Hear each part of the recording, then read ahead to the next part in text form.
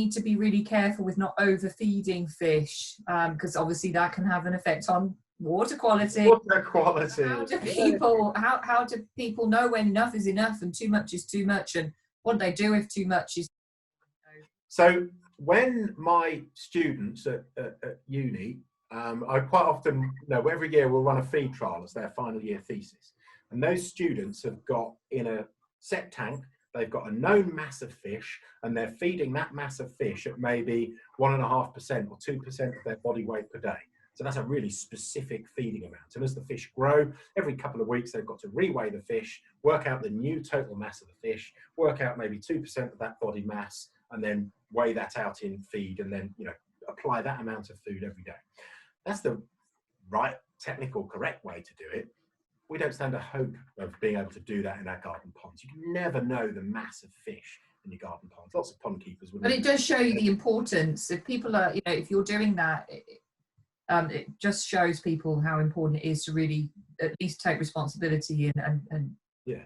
So rather than working in feed an amount of feed per mass of fish, we can then think, well, let's think in terms of something that's a bit more easy to observe, and let's look at how much the fish are eating in a given amount of time. If I put lots of food into the pond and think, well, that'll do them for the next hour, oh, crumbs, that's a lot of food. What we tend to say at Tetra is we tend to say, put in as much as the fish will eat in 2 to 3 minutes, and do that 2 to 3 times a day. And that's sort of that's easy rule of thumb. It's a good sort of catch-all.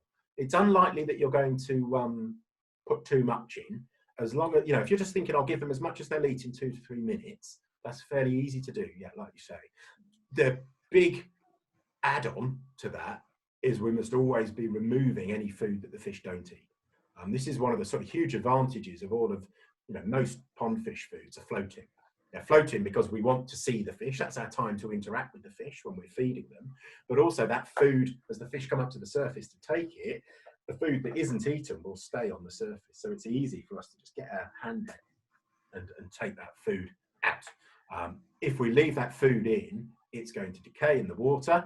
It's going to then pollute the water, and we've come right back to water quality again.